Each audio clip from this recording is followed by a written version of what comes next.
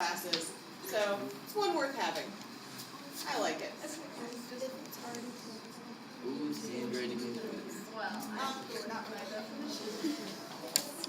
Something else. Wait, something about that thing. Alright, I have two groups who contributed. This is my third group. You can elaborate on it. So, taking a look at all of these, you've told me it looks like all of them, to be scientific, it must be based on the scientific method. Yes. Okay? What does that mean?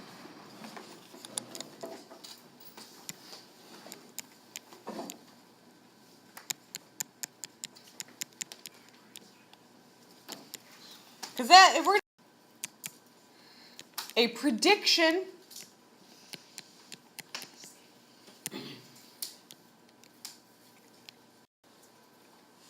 and I like the prediction based on prior knowledge and evidence because it means that I know something about what I'm asking. I know something about my problem statement. And I'm saying I'm using that knowledge to say I think that this relationship exists. Because a hypothesis will also tell us about a relationship.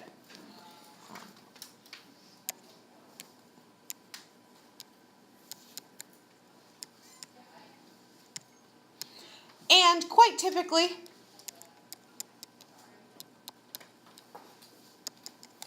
it's an if-then statement. If this is true, then that will happen.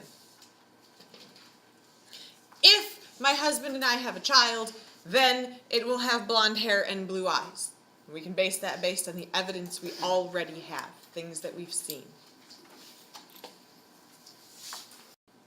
What's the first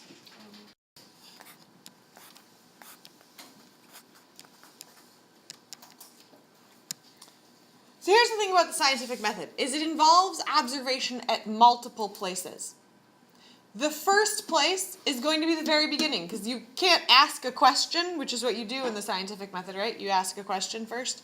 You can't ask a question until you've observed something that makes you ask a question. Let's see, what could we observe that makes us ask a question?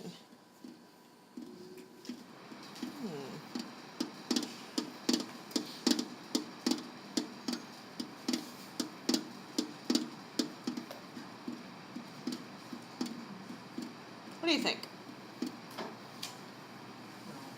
No? Not a good observation?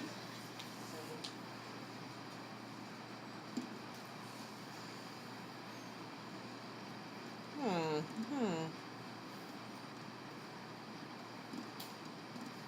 making observations about all of you right now. There are all kinds of questions I could ask. Looking out at the room, what kinds of questions would you ask? Look around. Make an observation. We asked a better question.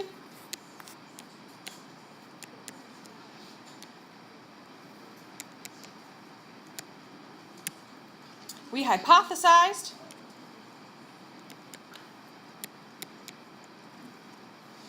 After we hypothesize, what should we do?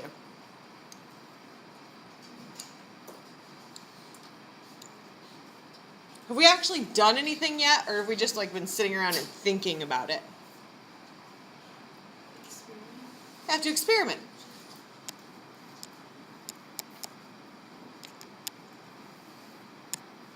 Every experiment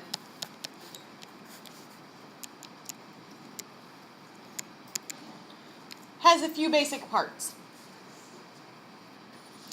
Every single experiment should have an independent variable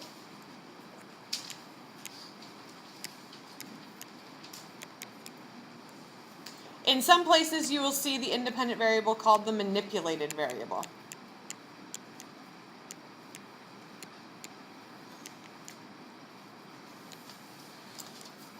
A dependent variable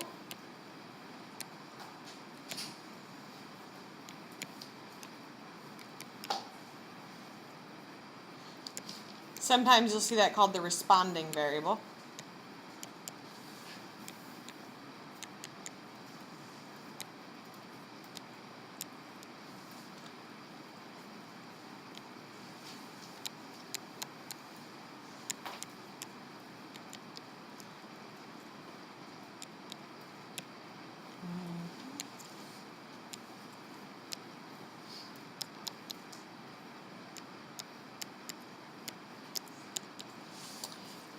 So every experiment is going to have your independent or manipulated variable, your dependent or responding variable, constant variables, and a control group.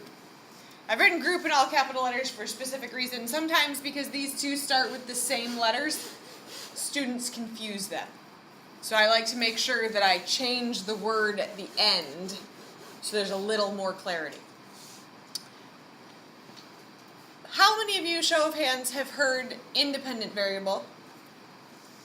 How many of you were taught manipulated variable? Okay. This is just a difference in what textbook you've used.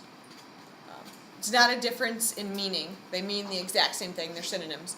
So I like to use both because sometimes this one, the manipulated variable, gives us a better indication of what it's actually about.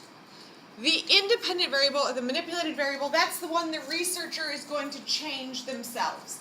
They manipulate it on purpose. If you are a manipulative person, you have deliberately changed the behavior of someone or something else, right? If you're manipulative, that's what you do. So if it's the manipulated variable, it's the one that is intentionally changed for the purpose of experimentation. The dependent variable is the one that changes as a response to the change in the independent variable. So let's try and make this a little more clear, because that one's kind of, we get stuck there sometimes. There are a series of experiments I like to call 100 ways to kill a plant. Usually if I ask students to design an experiment, 99% of the time what they will develop is a 100 ways to kill a plant project. I've seen more than a few. Let's pick one of those. If I add Roundup, the herbicide, then the plant will die. Let me ask you a question. Is that a question worth asking? Why do I qualify that as a 100 ways to kill a plant project? How many of you are like the name herbicide? Herbicide already tells you what's going to happen, right? Herb means like plant, side means death. Plant death, if you spray it with an herbicide, you're going to kill it. Worth investigating? So when I ask you to design an experiment for me, you're not going to hand me one that looks like that, are you? Oh, good.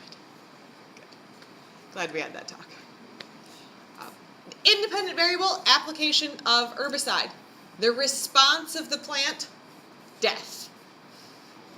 Oh, what an upper for a Friday.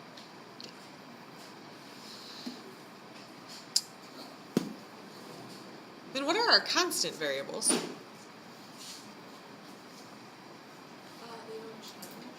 They don't change, they're constant.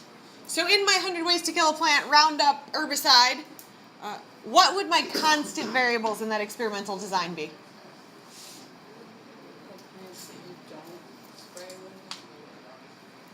Are the plants I don't spray with Roundup, are they the constant or are they the control? They're my control group. But the type of plant I use, I should probably use all the same type of plant, right?